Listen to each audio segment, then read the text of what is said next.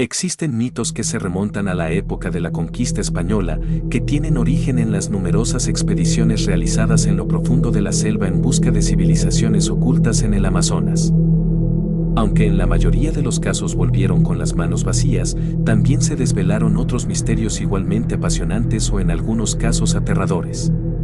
Uno de ellos es el de las tribus zombie o tribus de bestias. Según lo escrito por los exploradores españoles, cuanto más profundo se adentraron en la selva, las tribus con las que se toparon comenzaron a presentar una mayor agresividad y rasgos cada vez más deformes, hasta el punto de que parecían animales. Yo soy antropólogo, y llevo bastantes años estudiando diversos descubrimientos por toda la región del Amazonas, ya sean yacimientos fósiles o algunas tribus. Actualmente me encuentro residiendo en un pequeño pueblo al este de los Andes peruanos, con otros científicos y algunos locales. En el pueblo se hablan español, inglés y lenguas nativas, a veces es un poco difícil la comunicación pero nos llevamos todos bien a pesar de ello. La razón por la que hemos elegido esta localización es su proximidad a una tribu indígena, de las pocas que quedan en esa zona.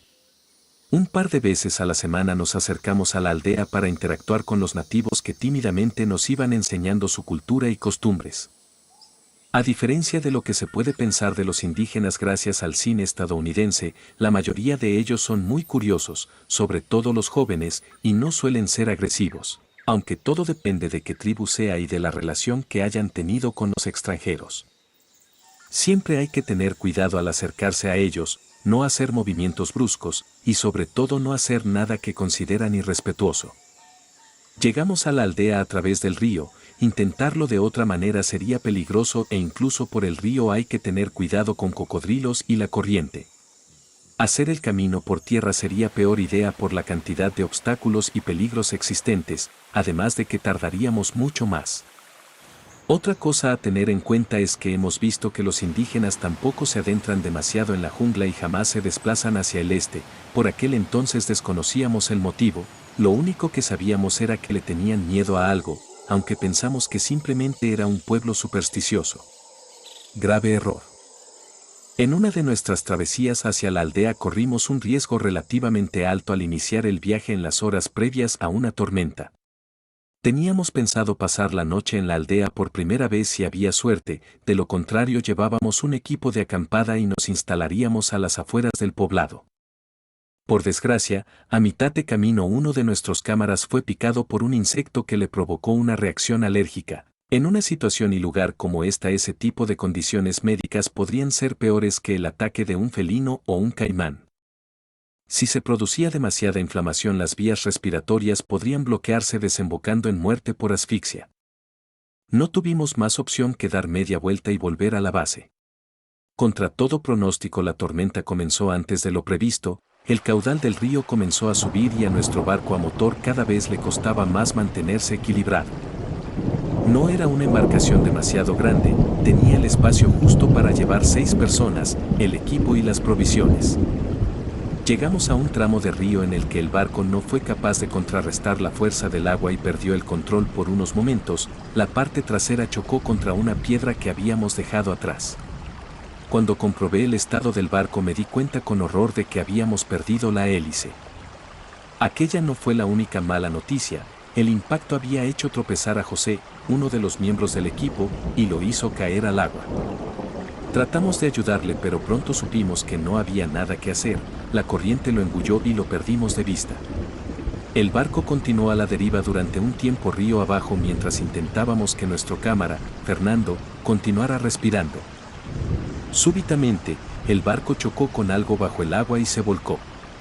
Caímos y me sumergí en el agua, no sé si fue impresión mía o me di algún golpe, pero juro que vi una silueta enorme bajo el agua, como si aquello fuera lo que había volcado el barco. Volví a flote y me agarré al casco del barco junto con Silvia, que era antropóloga en prácticas, y el resto del equipo. Me di cuenta de que Fernando no estaba, conociendo el estado en el que estaba lo más probable era que se hubiera ahogado, volví a meter la cabeza debajo del agua pero no había rastro de aquella cosa que creía haber visto. Nos mantuvimos agarrados al barco durante un rato. Intentar alcanzar la orilla era demasiado arriesgado, de repente, como un rayo de esperanza, vi que pasábamos por al lado de la aldea de los nativos, grité para intentar avisarles, pero fue en vano. En pocos segundos dejamos la aldea atrás y aquella esperanza tal como apareció, se desvaneció. Estuvimos toda la noche río abajo, no sé cuánta distancia recorrimos, pero sé que nos alejamos muchos kilómetros del campamento base. El barco encalló por la mañana en la orilla del río, cuando la corriente perdió fuerza. Nos quedamos los 4 tumbados en la tierra cubiertos de barro. A los 15 minutos nos pusimos en marcha, no teníamos idea de dónde nos había llevado el río, por lo que reunimos todos los suministros que podíamos e iniciamos la marcha. Seguimos por la orilla del río en dirección oeste con la esperanza de poder alcanzar la aldea en unas horas. Durante el camino nos encontramos toda clase de animales que nunca antes habíamos visto, algunos eran mamíferos, otros no sabíamos ni a qué categoría pertenecían. Llegamos a una zona donde había un pequeño claro junto al río y nos percatamos de algo. José, que se había caído al agua horas antes, estaba a unos 200 metros de nosotros, pero no estaba solo, estaba tumbado y a su alrededor había unas figuras humanoides de tez oscura, que debían ser un tercio del tamaño de un humano adulto normal. Nos aterramos al contemplar mejor la escena. Le estaban cortando las extremidades, ya no tenía las piernas y un brazo, y el último se lo estaban cortando. Escuchábamos los gritos de agonía de José, cuando terminaron de quitarle el brazo lo lanzaron al río. Ver aquello ya nos traumó. Pero lo que vimos después cambió nuestra percepción sobre lo que sabemos sobre nuestro mundo. Los pequeños hombres ataron lo que quedaba del cuerpo de José, y de los árboles surgió una figura, otro hombre, pero esta vez no era pequeño, medía más que algunos árboles. Comparándolo el cuerpo de José pudimos calcular que medía unos 4 metros. Agarró a José y se lo llevó a la maleza mientras los enanos le seguían. Esperamos unos minutos más para asegurarnos de que ya no estaban y seguimos moviéndonos lo más rápido que pudimos. A lo lejos se escuchaban tambores y a veces gritos, más que gritos de hombre parecían los gritos de una especie de simio. A mediodía paramos bajo unos árboles para descansar. Estábamos tan exhaustos e impactados que nadie hablaba de lo que habíamos visto, ni de los compañeros que habíamos perdido. Cuando nos levantamos para proseguir la marcha y recorrimos unos cuantos árboles de distancia nos encontramos de cara a algo. Nos quedamos de piedra. Era uno de esos enanos, aunque no iba armado como los otros y era aún más pequeño, no parecía humano, tenía unos ojos pequeños y extremadamente separados el uno del otro, la boca era grande y la llevaba continuamente abierta, lo que dejaba ver los grandes dientes que tenía, aunque solo tenía unos 5, la cabeza era grande.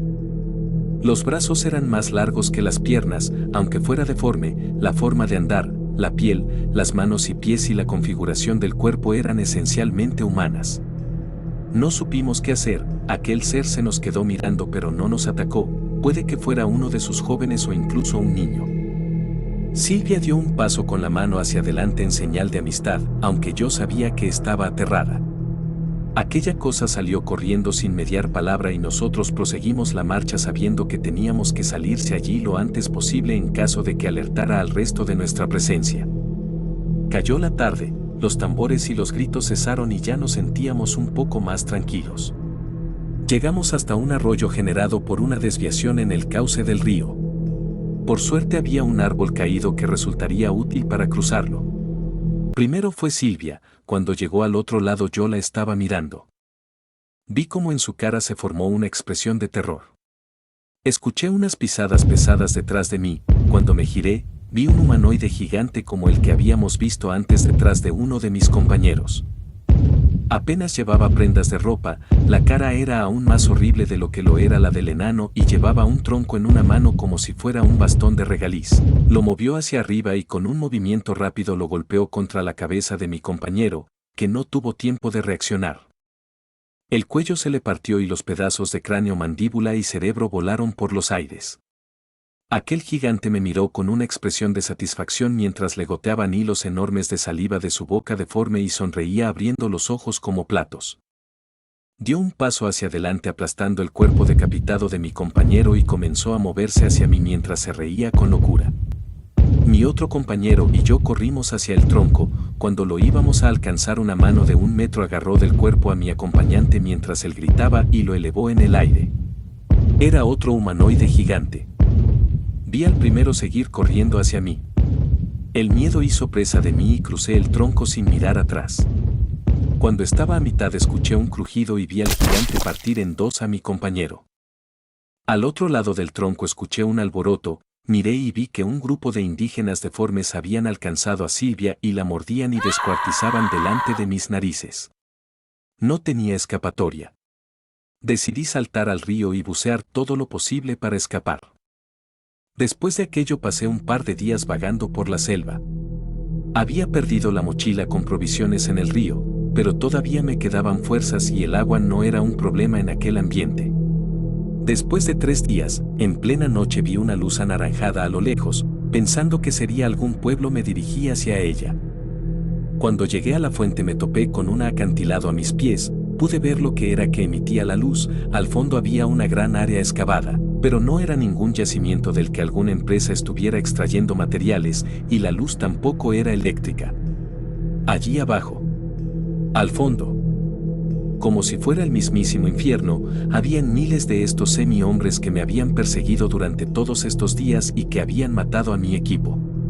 La luz provenía de la roca, como un material fluorescente. No sé explicarlo sinceramente.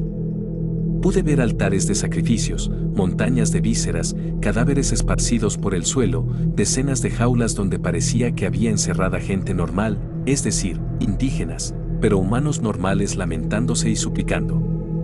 Varios de ellos estaban siendo torturados por los deformes delante de las jaulas mientras el resto lo veían con horror. También vi varios monumentos con forma extraña, como de un ser alado y con cuernos que me daba escalofríos solo con mirarlo. A su alrededor habían cientos de estos seres postrándose ante ella. Fue entonces cuando me di cuenta de que a mi derecha, al borde del acantilado, había una mujer anciana de rodillas mirando todo aquel despliegue de crueldad y diciendo algo en voz baja. No parecía que fuera uno de ellos, se veía normal. Se giró hacia mí y me vio. Lo comprendí al instante. Probablemente estaba viendo el final de lo que quedaba de su pueblo. De repente comenzó a llorar. Aquello hizo que todos los seres de abajo nos vieran. Al dirigir sus miradas hacia nosotros nos apuntaron simultáneamente con el brazo y gritaron como demonios. Como si fueran una única mente. Todos comenzaron a escalar y bordear el acantilado en mi dirección. Eran cientos. Intenté huir de ellos por el bosque, lo último que recuerdo es que algo me golpeó en la cabeza. Ahora estoy encerrado en una de sus celdas y no creo que me quede mucho tiempo. Tengo a otros nativos cautivos a mi lado. No puedo entenderles, pero sé en lo que están pensando. Lo mismo que yo. A veces sacan a algunos y los llevan dentro de un templo en forma de pirámide de color rojo, que brilla igual que todas las estructuras en este valle. De dentro vienen gritos de sufrimiento y cánticos. Algunos salen cambiados, deformes, como nuestros captores, otros salen muertos y mutilados. Intuyo que no debe quedar mucho para que me lleven a mí. Espero que me maten y no acabar convertido en eso. Escribo esto en mi cuaderno para que cualquiera que lo encuentre quede advertido. Temo que lo que esté pasando aquí se extienda por la selva y llegue a lugares como la aldea con la que nos relacionamos o al pueblo donde está el campamento base. O incluso más allá. Dios, espero que no.